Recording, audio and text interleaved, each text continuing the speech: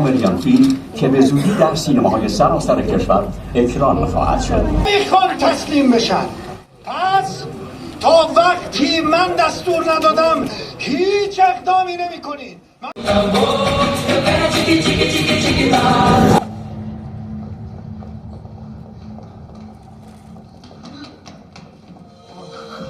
غلط کردیم توضیح میدم. شما دو تا اینجا چه غلطی؟